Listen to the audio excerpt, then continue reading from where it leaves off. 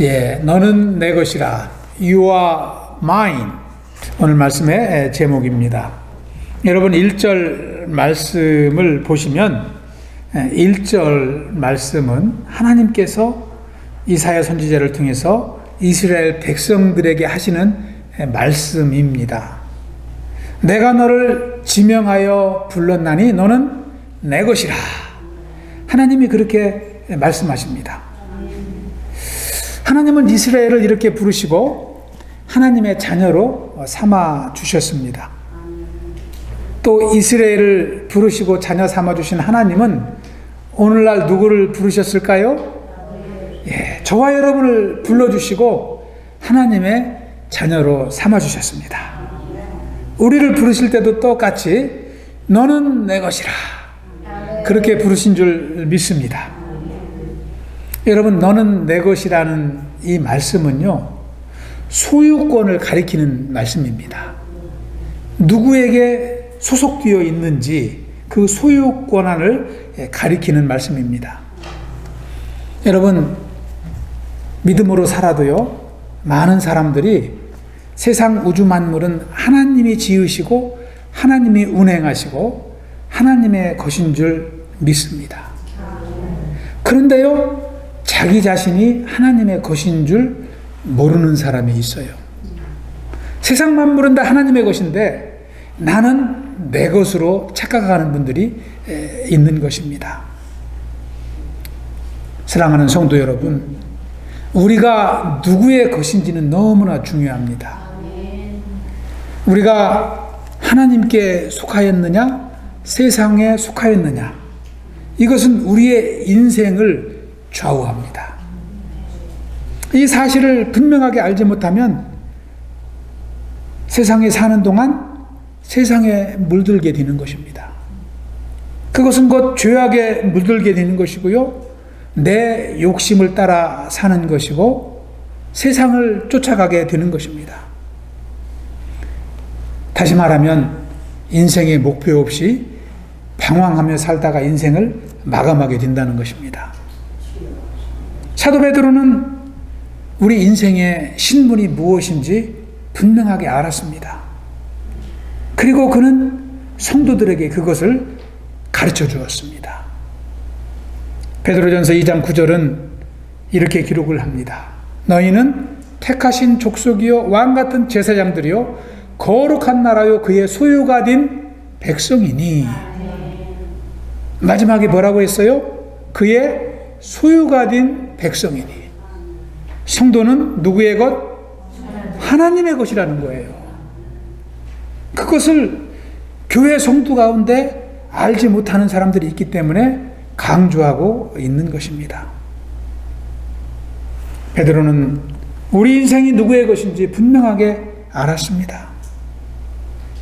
내 인생이 내 것인 줄 착각하고 살면 인생에 혼란이 오지만 우리가 하나님의 것인 줄 분명하게 알고 살면 우리 인생에 평안이 찾아옵니다. 혼란이 물러가고 평안이 찾아오는 것입니다. 그러므로 내가 하나님의 소유라는 것은 놀라운 축복이 아닐 수가 없는 것입니다. 오늘 본문에서 하나님은 이스라엘을 향하여 분명하게 말씀하십니다. 너는 내 것이라. 하나님은 이스라엘을 왜 내 것이라고 말씀하실까요? 하나님은 왜 이스라엘을 하나님의 소유로 삼으셨을까요? 그것은 다른 이유가 아닙니다. 이스라엘을 사랑하셨기 때문에 이스라엘을 하나님의 소유로 삼으신 줄 믿습니다. 이스라엘은 하나님께 늘 순종했습니까? 그렇지 않습니다. 시시때때로 불순종하며 살았습니다. 그러나 하나님은 그 백성들을 기다리시고 인내하시며 사랑하신 것입니다. 왜요? 하나님의 것이기 때문에. 그리고 그들을 소유로 삼으셨습니다. 오늘 말씀을 통해서 저와 여러분을 향해서도 포기치 아니하시고 우리를 사랑하시는 하나님을 만날 수 있길 기도합니다. 우리가 하나님의 이 깊은 은혜를 다시 한번 발견한다면 우리의 신앙생활에도 기쁨과 은혜로 더욱더 충만하게 될 줄로 믿습니다.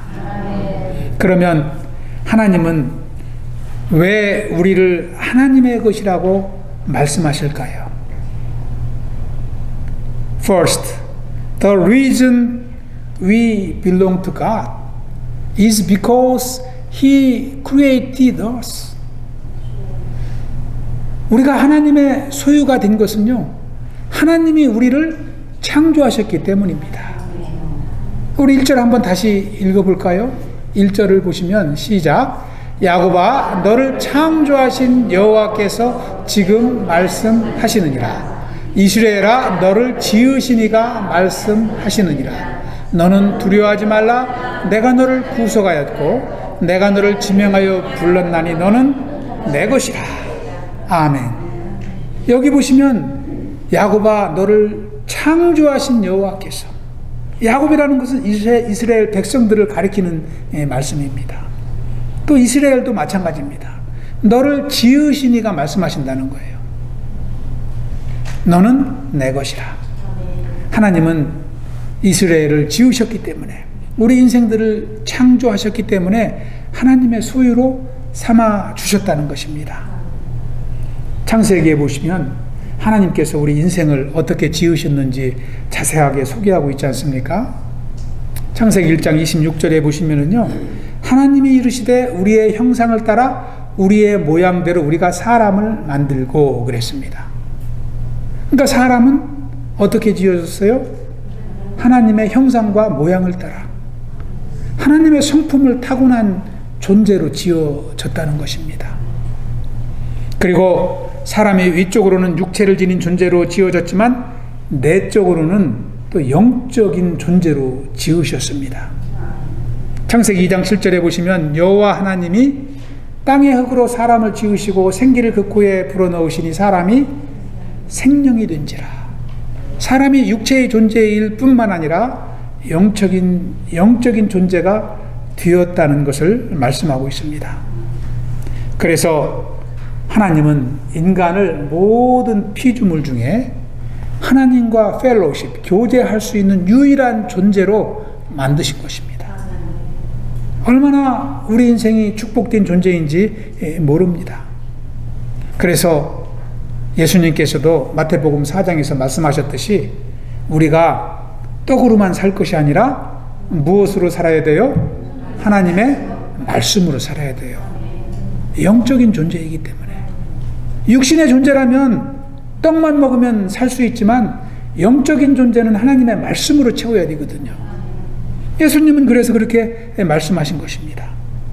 우리 심령 안에 하나님의 말씀이 들어올 때 우리에게 생기가 돋고 우리의 심령에 기쁨이 넘쳐나기 때문입니다. 그리고 하나님은 우리 인생을 영적인 존재로 지으셨을 뿐만 아니라 그리고 마음대로 살게 하시지 아니하고 하나님의 사명을 감당하는 존재로 우리를 축복하셨습니다. 창세기 1장 28절 우리 한번 합독해 보겠습니다. 시작. 하나님이 그들에게 이르시되 생육하고 번성하여 땅에 충만하라. 땅을 정복하라. 바다의 물고기와 하늘의 새와 땅에 움직이는 모든 생물을 다스리라 하시니라. 아멘. 우리 인생을 지으시고 하나님이 이렇게 정복하라, 다스리라 사명을 주셨습니다. 이 정복하라, 다스리라는요, 이 전투 용어입니다. 전쟁에서 쓰여지는 단어이거든요. 그런데 영적인 하나님의 자녀들에게도 이 사명을 주신 것입니다. 이것은 무엇을 의미할까요? 하나님의 자녀의 삶은 영적인 전쟁의 싸움을 감당하는 삶이라는 것입니다. 그래서 우리가 영적으로 싸움을 싸울 때에 정복하고 다스리는 삶을 살아야 된다는 것입니다. 세상 풍조를 따라 사는 인생이 아니라 믿음으로 세상을 변화시키는 인생이 바로 하나님의 자녀인 것입니다. 사람이 이 사명을 잃으면 편하게 살 것 같죠? 그런데 그렇지 않습니다. 사명을 잃으면요, 하루하루 먹고 살기 위해 일하는 존재에 불과한 것입니다. 얼마나 비참한 인생으로 바뀌게 됩니까? 그런데요, 이 사명을 따라 사는 인생은요, 먹기 위해 사는 것이 아니에요. 무엇 때문에 살아요? 사명 때문에 사는 거예요. 얼마나 가치가 달라집니까? 이 사명이 우리의 인생을 그렇게 가치 있게 만드는 것입니다.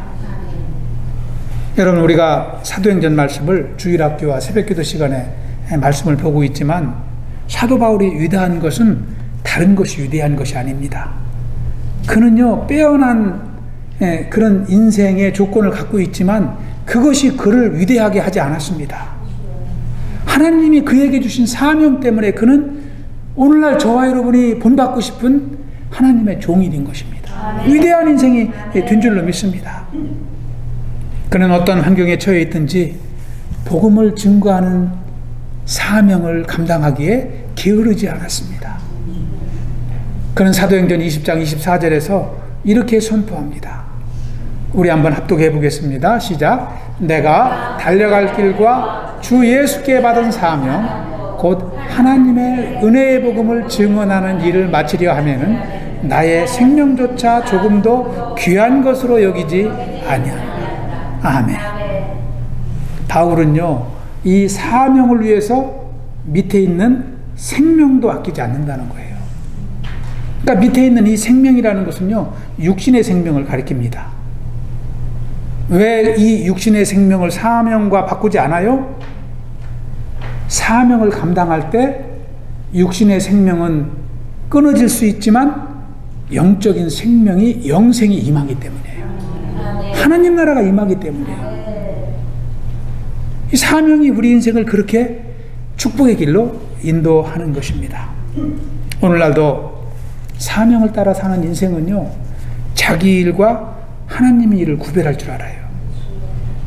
말씀을 보고 기도하는 시간과 일상을 구별하며 살 줄 알아요. 그 사명 감당하기 위해서 몸부림치는 것입니다. 그 사명이 나의 인생을 생명으로 인도하기 때문인 것이죠.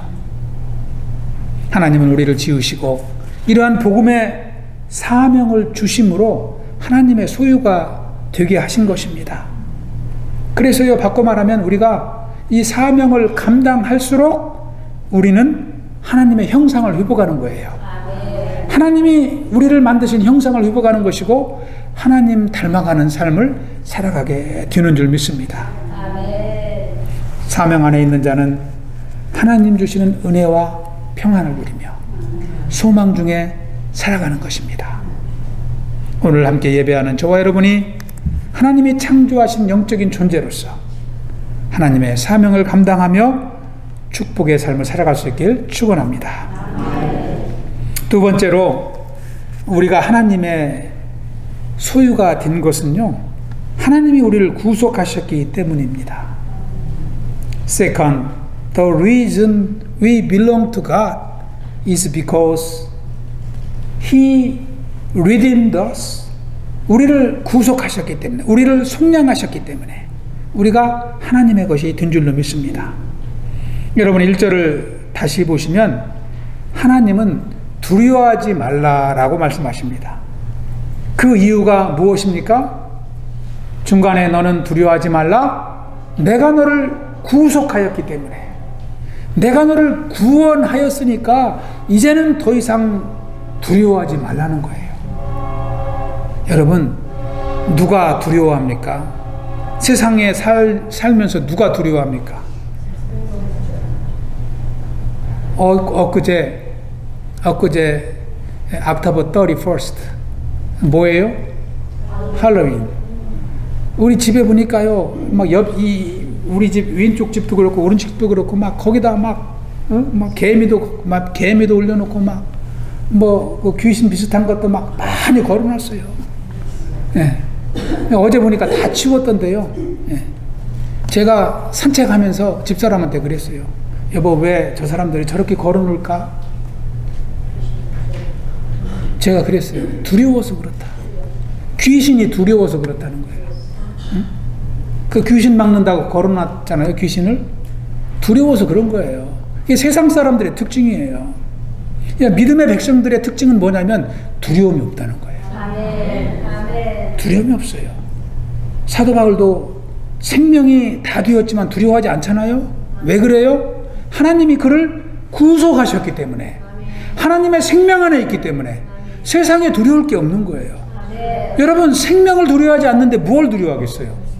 돈을 두려워해요? 명예를 두려워해요? 뭘 두려워해요? 생명을 두려워하지 않는 인생은 두려울 게 없습니다. 구원받은 사람의 특징이 두려움이 없는 거예요.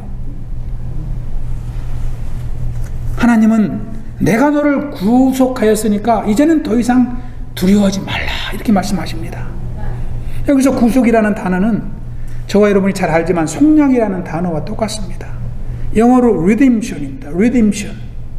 이 redemption이라는 말은요, 그 노예를 돈 주고 다시 풀어주는 거예요. 노예를 풀어주기 위해서 돈을 지불하는 그 값이 redemption이에요.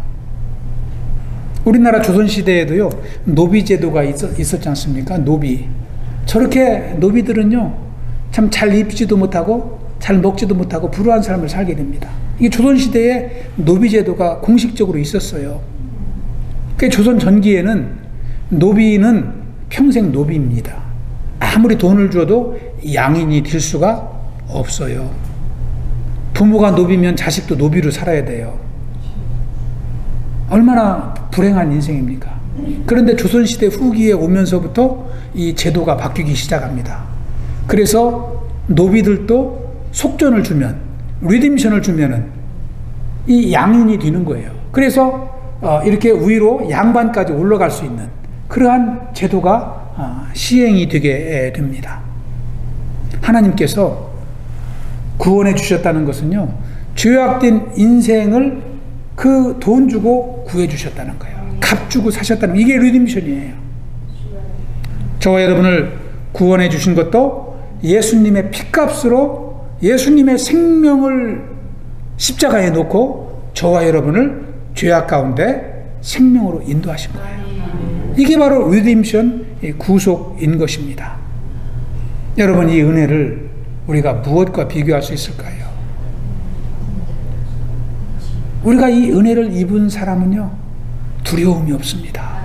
하나님의 은혜 안에 살기 때문에 두려워하지 않습니다. 제가 예화를 하나 말씀드리려고 합니다. 이 예화를 통해서 우리의 구원의 은혜를 한번 생각해 보았으면 좋겠습니다. 어떤 사람이 산길을 혼자 걸어가고 있었습니다. 어느 정도 걷다 보니까 이 깜깜한 밤길의 산길을 걷는데 이 높은 절벽을 걷게 되었습니다. 실수로 발을 헛디디면 절벽으로 떨어질 수 있고, 떨어지면 생명을 잃게 됩니다. 그래서 이 사람은 조심조심 한 발 한 발 이제 발길을 내디뎠습니다. 그런데요, 너무나 두려운 거예요. 발길을 한 걸음 한 걸음 내딛지만 앞이 보이지 않기 때문에 내가 잘 가고 있는지 너무나 두려운 것입니다.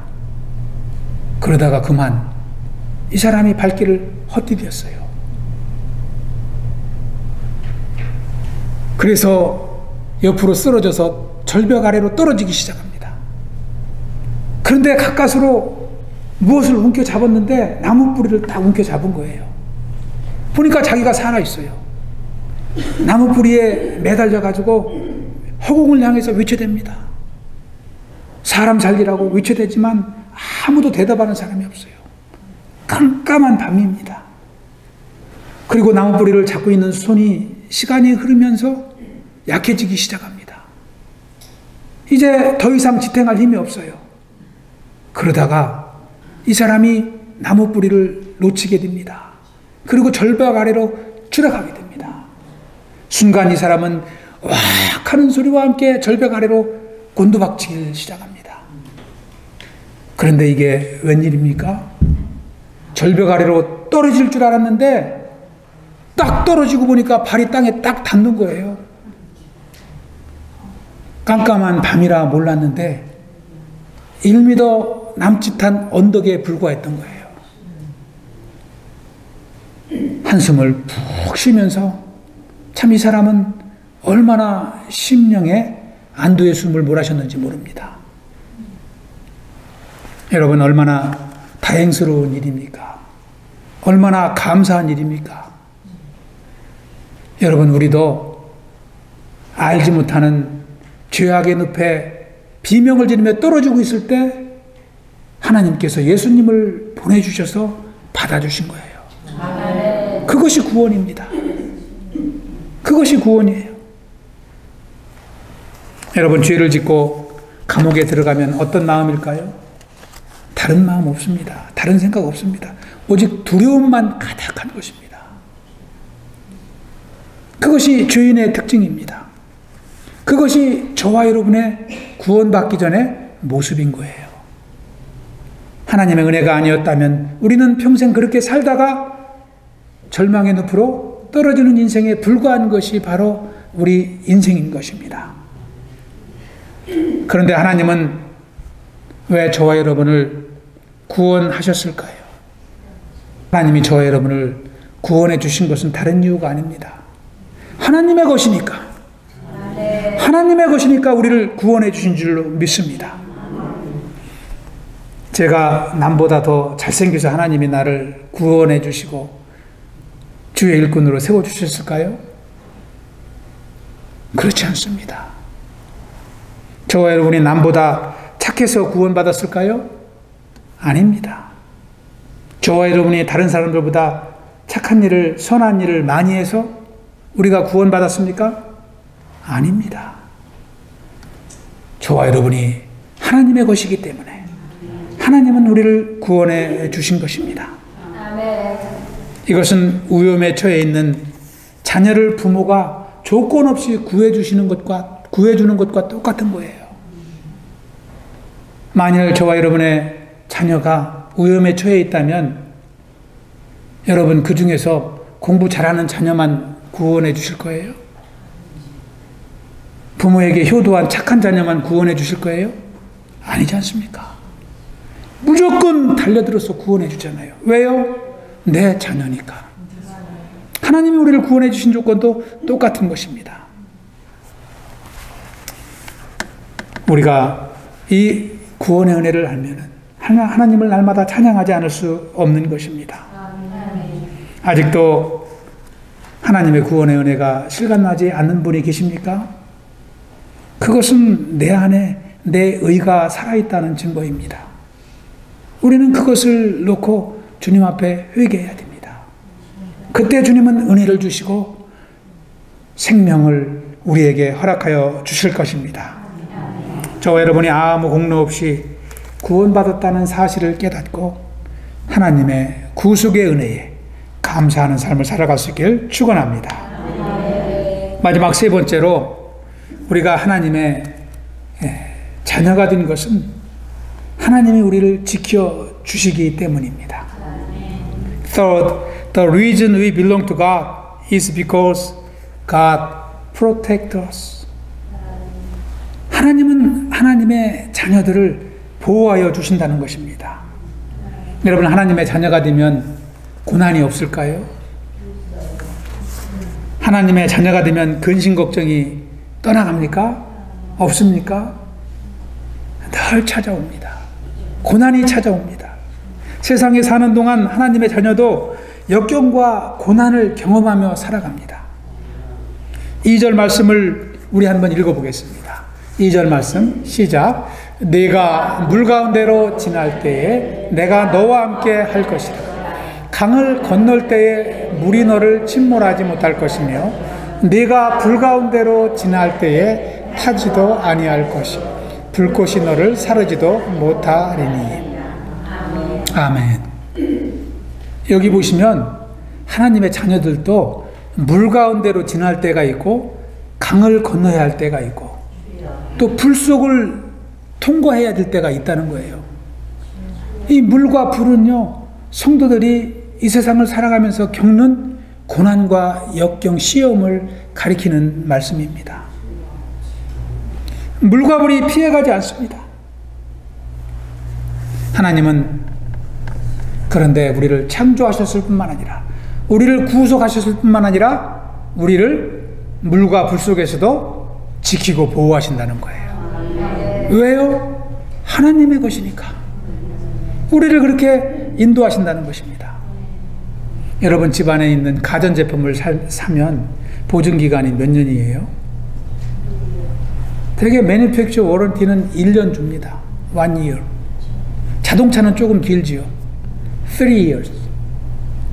범퍼 투 범퍼 3 year. 우리나라 자동차는 5년, 6년까지 범퍼 투 범퍼. 또 그리고 엔진 미션은 10년까지. 최고 길잖아요. 아무리 길어도요 10년이면 보증기간 워런티가 다 끝나버립니다.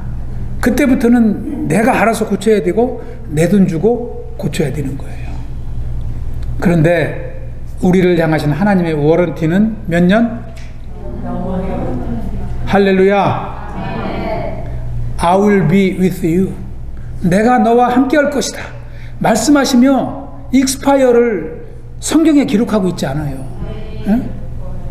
영원히 우리를 지켜주신다는 거예요. 여러분 이 은혜에 감사하십니까? 하나님은 그렇게 우리를 지켜주시는 것입니다. 지난주 우리가 지난 2주 전에 이사야서 41장 10절을 말씀을 나눴지 않습니까? 우리와 함께 하시겠다. 내가 너를 지켜주겠다. 내가 너를 도와주겠다. 그렇게 말씀하셨어요. 우리 한번 암송해 볼까요? 여기 화면에 나와 있네요. 예, 한번 해보겠습니다. 시작. 두려워하지 말라. 내가 너와 함께함이라. 놀라지 말라. 나는 내 하나님이 됨이라. 내가 너를 굳세게 하리라. 참으로 너를 도와주리라. 참으로 나의 의로운 오른손으로 너를 붙들리라. 아멘. 그런데요, 오늘 말씀 2절에서는 뭐라고 말씀하셔요? 물을 지나갈 때에도 프로텍트 해주시고 불 속을 지나갈 때에도 인도하시겠다. 보호하시겠다. 그렇게 말씀하십니다.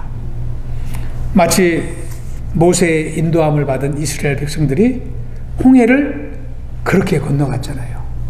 하나님의 보호심을 가지고 그렇게 건너갔잖아요. 또 다니엘서에 보시면 다니엘의 세 친구 이 사드락, 메삭, 아벳느고가 이 불 속에 들어갔지만 느부갓네살 왕에 의해서 화로에 들어갔지만 하나도 걸리지도 않고 화로에서 나왔던 것과 같이 저와 여러분을 지키고 보호하신다고 하나님은 말씀하십니다. 저와 여러분이 이 확신 가지고 살아갈 수 있기를 축복합니다. 그래서 어떤 어려움이 와도 주님을 의지하고 승리의 삶을 살아갈 수 있길 축원합니다. 할렐루야. 오늘 말씀을 마치면서 제 간증을 짧게 하고 말씀을 마치도록 합니다. I'll finish today preaching with my brief testimony. 많은 분들이 알고 계십니다. 저는 이제 한국에서 학생 비자로 미국에 유학을 와서 교회를 개척하고 목회를 시작했다고 그랬습니다. 그런데요, 목회를 하면서 제 학생 비자는 종교 비자로 바뀌게 됩니다. 종교 비자로 바꾸었습니다.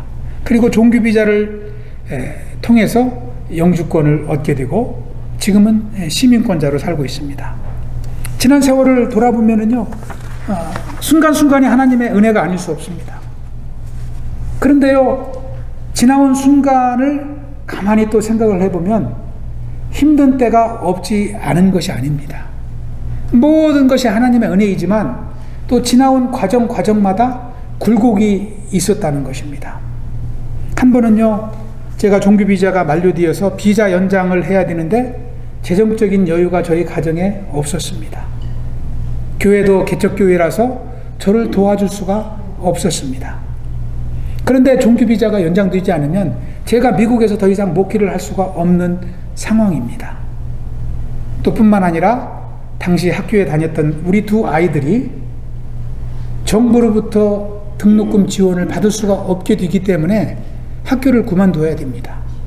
그런 상황이 겹쳐 있었던 것이죠. 그리고 설상가상으로 아파트 계약 기간도 만료가 되었습니다. 그래서 재계약을 하든지 이사를 가든지 해야 됩니다. 그런데 모든 여건은 넉넉지 않았던 것입니다. 마치 그 당시 제 마음은 물속을 지나고 불속을 지나는 그러한 시련이 함께 온 것 같았어요. 참 너무나 연약한 제 자신을, 가장으로서 연약한 제 자신을 이제 발견할 수 있었습니다. 저는 순간적으로 생각했습니다. 아, 이것이 하나님의 뜻이구나. 비자도 끝나고 아파트 계약 기간도 끝나고 이제는 하나님께서 보따리 싸가지고 한국으로 건너가라는 뜻이구나. 그래서 모든 것이 한꺼번에 다가왔구나. 쉽게 그렇게 생각할 수 있었습니다. 그런데 그 순간 저에게 진정으로 필요한 것은 무엇이었을까요? 돈이 아니라 믿음이었습니다. 저는 그것을 나중에 깨달았어요. 돈만 있으면 다 해결될 것 같았는데 돈이 아니라 믿음이었던 거예요. 하나님은 물질을 공급해 주시지 않으셨어요. 그러나 아내와 힘써 합심하여 기도했을 때 저에게 믿음을 주시고 지혜와 용기를 주셨어요. 그래서 변호사 비용이 없어서 비자 연장 신청을 할 수 없었던 저에게 변호사를 의지하지 않고 하나님을 의지하는 믿음을 주셨던 거예요. 그리고 저에게 담대함을 주시고 지혜를 주셔서 제가 직접 변호사를 의지하지 않고 그 비자 연장 서류를 작성하도록 하신 거예요. 시간이 조금 걸렸지만 저는 비자 연장 서류를 작성하고 또 거기다가 영주권 서류까지 함께 작성을 했습니다. 그리고 이민국에 보냈어요. 그랬더니 기적과 같은 일이 일어납니다. 3개월이 되니까 비자 연장 서류가 날라왔어요. 비자 연장이 딱 돼가지고 그것만 있어도 더 목회할 수 있고 아이들이 학교를 다닐 수 있었어요. 그런데 한 달이 되니까 그린카드, 영주권이 또 딱 날라왔어요. 가족들 영주권까지. 저는 그때 참으로 하나님의 살아계심을 경험할 수 있었습니다. 아이들이 1월이면 새학기가 시작이 되는데 새학기가 시작되기 2달 전 11월 달에 그게 다 해결된 거예요. 참 믿음 하나 가지고 하나님을 의지하니까 하나님이 담대함을 주시고 두려움을 물리치게 하시고 하나님의 살아계심을 경험하게 하신 것입니다. 하나님은 하나님 안에 거하는 자에게 보호하시고 인도하여 주시는 줄 믿습니다. 여러분 요한복음 15장 5절에도 보면은 여러분이 잘 아시는 말씀입니다. 나는 포도나무요 너희는 가지라 그가 내 안에 내가 그 안에 거하면 사람이 열매를 많이 맺나니 나를 떠나서는 너희가 아무것도 할 수 없습니다. 저와 여러분이 신앙생활 가운데 참 많은 일이 있지만 가장 중요한 것이 이것인 줄 믿습니다. 하나님 안에 거하는 것입니다. 주님이 참 이제 우리 안에 거하게 하시는 것인 줄 믿습니다. 우리 영어로도 한번 읽어보겠습니다.